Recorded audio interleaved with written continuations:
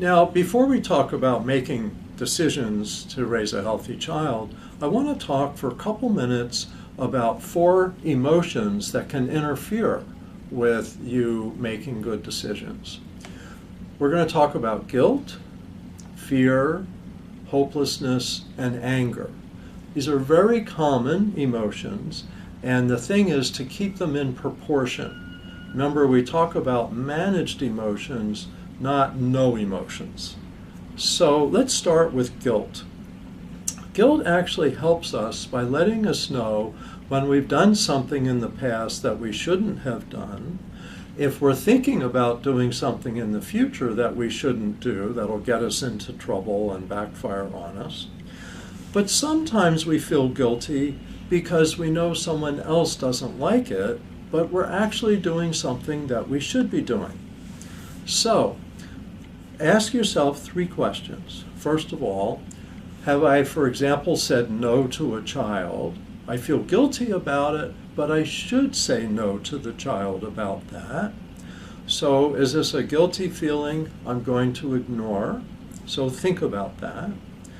Another question to ask is, have I done something in the past, some behavior that I feel guilty about, and that's a warning sign to me I shouldn't do that again in the future, or I should deal with something differently. So that's feeling guilty and changing behavior because of the guilt. A third question is, am I feeling guilty about something I did in the past and I regret, and I need to repair the situation? Maybe I said something to the children that was inappropriate, and I want to tell them, you know, I said something that I didn't really mean. What I mean is such and such. For example, if you made a negative comment about your co-parent and then you catch yourself when you're checking yourself, you go, oops, you know, kids, I just made a comment about your mother or about your father that I didn't really mean. I really want you to have a good relationship with her or with him. And that's a repairing statement. And guilt lets you know when your mind's somewhere else, it can stop you in your tracks. So guilt can be helpful. Now, if guilt gets too big, it becomes shame. And shame is about your whole self as a person. I'm sure you've heard the expression, you should be ashamed of yourself. I've heard that many times. And we don't want to be ashamed of our whole self.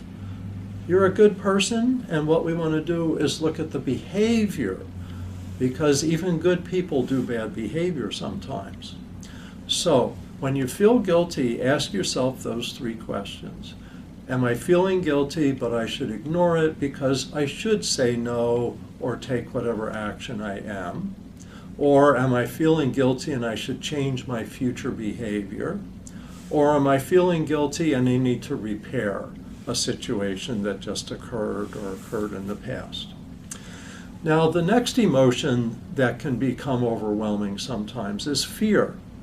And it's very important not to make fear-based decisions if you're wanting to raise a healthy child.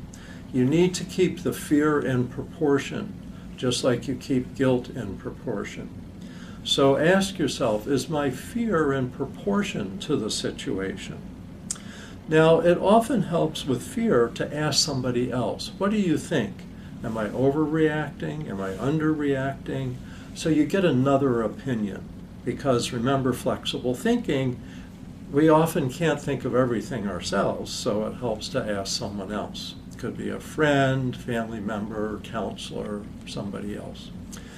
Hopelessness also. A little bit of hopelessness stops us in our tracks and makes us stop and think, are we going in the right direction? Is this a direction that doesn't really have a future, that doesn't have hope for us? Should we do something different? You don't want to let hopelessness get too big. And to be honest, when you're going through all of these changes with a separation or a divorce, it's not unusual to feel hopeless. It's not unusual to feel any of these emotions. So the thing to do is manage them, keep them in proportion. The last one is anger. And anger not only may hurt you, but it can hurt the people around you. And so anger is very important to be self-aware of. So anger often is on top of guilt, fear, hopelessness. And so when you start to feel angry, is check yourself and say, am I feeling guilty about something? Am I feeling afraid about something? Am I feeling hopeless about something or some other emotion? Is that why I'm angry? So with these 4 emotions, you want to manage them so that you don't let them take over and interfere with good decision making. And if you remember the brain, the right brain seems to be where the upset emotions are primarily located. And if they get upset, they get your attention. But if they get too upset, you can't make logical decisions. So you want to help calm yourself and help yourself focus on what's in proportion here and what should I do. So let these emotions get your attention, but then decide what the best decisions are. And that's what we're going to talk about in the rest of this session.